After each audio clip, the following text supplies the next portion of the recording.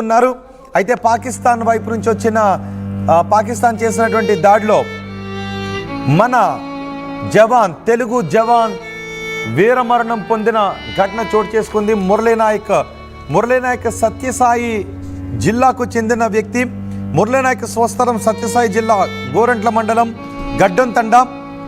రేపు మన వీర జవాన్ పార్థివ దేహాన్ని సత్యసాయి జిల్లాకు తీసుకొని రావడానికి ఏర్పాట్లు చేస్తున్నారు.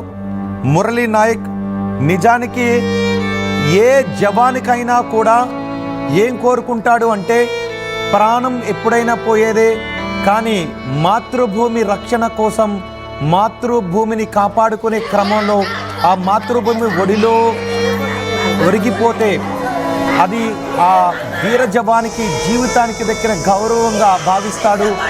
అందుకే ఈ క్షణాలను ఏ మాటలతో చెప్పాలో నాకు అర్థం కావడం లేదు, కానీ వాళ్ళ కుటుంబ సభ్యులు మాత్రం రోధిస్తూ ఉన్నారు.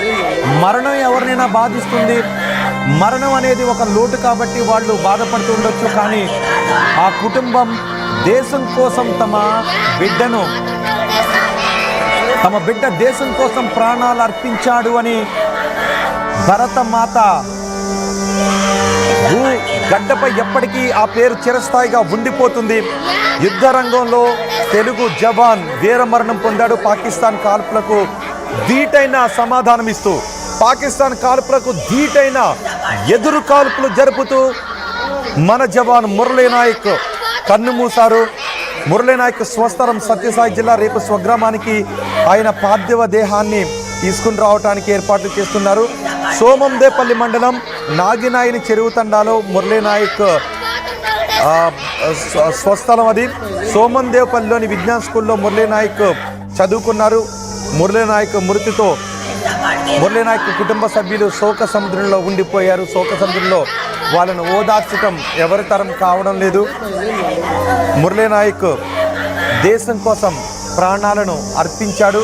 ఒకసారి ఆ కుటుంబ సభ్యులు ఏమంటున్నారో విందాం.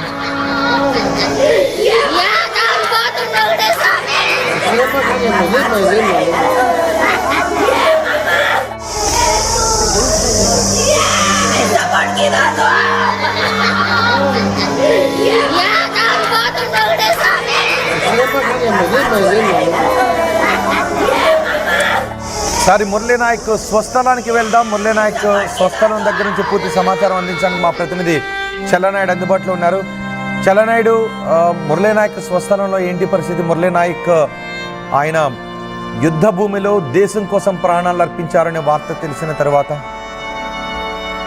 రోహిత్ వీరమరణం ఏదైతే ఉందో ఈ రోజు జరుగుతున్నటువంటి భీకర పోరులో ఏకంగా అనంతపురం జిల్లా సత్యసాయి ఉమ్మడి అనంతపురం జిల్లాకు చెందినటువంటి మురళీనాయక్ మృతి వీరమరణం పొందడం అనేది వారు ఒకవైపు గర్వంగానే చెప్పుకుంటూనే మరొకవైపు కడుపు తీపితో వారు రోదన అనేది అరణ్య రోదనగా కనిపిస్తుంది. చూడొచ్చు మనం. వాళ్ళు రోధిస్తుంటే చుట్టుపక్కల వాళ్ళు చాలా మంది అక్కడికి గ్రామస్తులు కూడా చేరుకుంటున్నటువంటి నేపథ్యం. ఇప్పుడిప్పుడే రాత్రి శ్రీనగర్ లో జరిగినటువంటి ఎదురు కాల్పుల్లో మురళీనాయక్ మృతి చెందినట్టుగా మనకు సమాచారం అందుతుంది. మొత్తం మీద ఈ మధ్య 3 సంవత్సరాల క్రితమే ఈ మిలిటరీలో కూడా మురళీనాయక్ జాయిన్ అయినట్టుగా చెప్తున్నటువంటి నేపథ్యం. ఇటువంటి పరిస్థితుల్లోనే ఏకంగా పాకిస్తాన్ చేతిలో హతమవడం అనేది ఒకవైపు వీరమరణంగా గ్రామస్తులు కావచ్చు, బంధువులు కావచ్చు, వీరంతా గర్వంగా చెప్తున్నటువంటి నేపథ్యం. అయితే మాతో కలిసి తిరిగినటువంటి నేపథ్యం, మాతో ఇరుగు పొరుగు బాగా చాలా సౌఖ్యంగా బాగా అందరితో కలిసిపోయేటటువంటి మనస్తత్వం కలిగినటువంటి మురళీనాయక్ చనిపోవడం అనేది మేము జీర్ణించుకోలేకపోతున్నాం. ముఖ్యంగా చిన్న వయసు, చాలా చిన్న వయసు, ఈ మధ్య కాలంలోనే మిలిటరీలో చేరినటువంటి నేపథ్యం.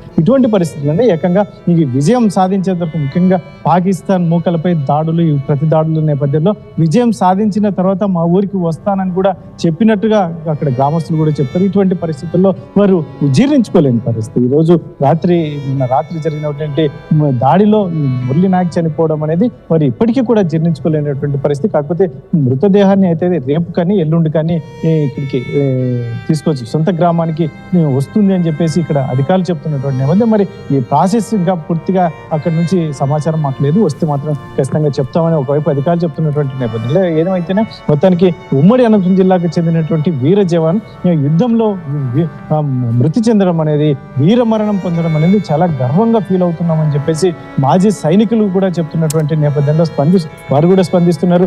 మాకు ఎందుకంటే ఒకవైపు ప్రాణం కోల్పోవడం చాలా బాధగానే ఉంది, కానీ కాకపోతే తను పోరాడి ముఖ్యంగా రాత్రిపూట తను గస్తీ కాస్తున్నటువంటి నేపథ్యంలో అంటే ఆ యుద్ధంలో మమేకమవడం, ఆ యంగ్స్టర్ చాలా యాక్టివ్ గా ఉండేవాడని సొంత గ్రామస్తులు చెప్తున్నటువంటి నేపథ్యంలో మరి ఇప్పటికైతే మాత్రం అతని మరణాన్ని జీర్ణించుకోలేని పరిస్థితులు అయితే ఇక్కడ నెలకొని ఉన్నాయి. రైట్ చల్లనాయుడు, వీర జవాను మృతితో అతని స్వగ్రామంలో శోకసంద్రం కనిపిస్తుంది. కానీ తమ బిడ్డ దేశం కోసం ప్రాణాలు అర్పించాడు అని గర్వంగా ఉంది, కానీ తమ బిడ్డ లేకపోవడం బాధాకరం అంటూ వాళ్ళు విలపిస్తూ ఉన్నారు. మరో బ్రేకింగ్ న్యూస్ నేను మీకు అందించబోతున్నాను. పాక్ ప్రధానికి సంబంధించిన బ్రేకింగ్ న్యూస్ నేను ఇప్పుడు మీకు చెప్పబోతున్నాను. పాక్ ప్రధాని పరువు మొత్తం తీసేశారు పార్లమెంట్ సభ్యులు. ప్రధాని ఒక పిరికి పంద అంటూ పార్లమెంట్లో సభ్యులు మండిపడ్డారు. పాకిస్తాన్ ప్రధాని ఒక వేశ్యలు అంటూ పార్లమెంట్లో సభ్యుడు నినాదాలు చేశాడు. ఇండియా దాడితో పాకిస్తాన్ ప్రధాని పారిపోయాడు.